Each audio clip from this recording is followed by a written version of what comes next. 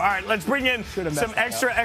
We're going to add a fourth stocking now as Steph Odie joins us. She is there in Indianapolis. Thank you so much for hanging out. We appreciate it. So one of the big things that the committee has talked about is game control. This was not a game that Ohio State had in control for much of it. So how would you, having watched this team all year, assess the way that they looked throughout the course of this game? That's a tough one because they've only played 6 games. And when you think about all these other teams, they've had a lot more live game reps. Coach Day talked about that a lot. In fact, that was the first thing he said right when the ceremony took place. He knew this was going to happen. He knew it was going to be a tough game.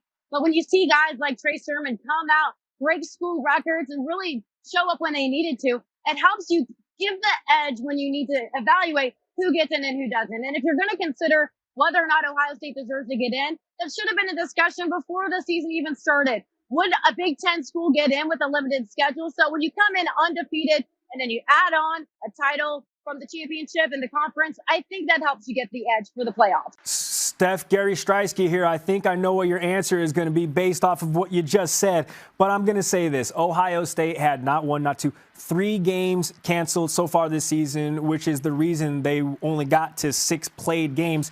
However, all that being said, I mean, there's teams who quite literally almost have double the games played and have only 1 loss to their resume. So I ask you, do they still deserve to have a spot in the college football playoff? Because a team by any other name with this same resume, I don't think makes it. Like if USC would have won the Pac-12 title and been 6-0, I don't think they're in the college football playoff discussion.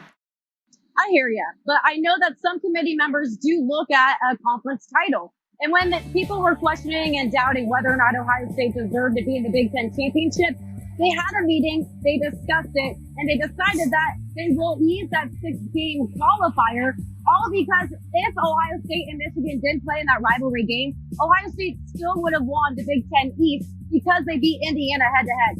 So I feel for Tom Allen, I feel for the Indiana Hoosiers, but when you beat someone head-to-head, you get the edge on them to get into the Big Ten championship. So when you get that title for the 4th year in a row, it helps you get into the playoffs. And I know a lot of committee members are going to think about that as well.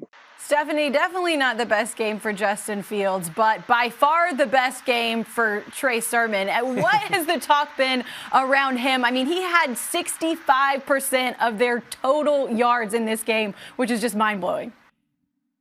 Yeah, Trey Sermon came in and it took a while to come off, but we saw it today. And earlier this season, position coach Tony Alford talked about Trey Sermon. He recruited him, and then they played against each other earlier. He said there was no hostility. They still really respected each other. In fact, Justin Fields and Trey Sermon worked out together in high school, so they already had some built-in chemistry. But when he came into the program, he really just blended well with them, especially after Master Teague had the Achilles injury in the offseason. They felt like they had to really compete, and it helped up the ante for them after they all had all these running back competition in the room. So it definitely helped, and Trey Sermon blended in really well with the team. So it's awesome to see him come in and make a really big performance today at the championship.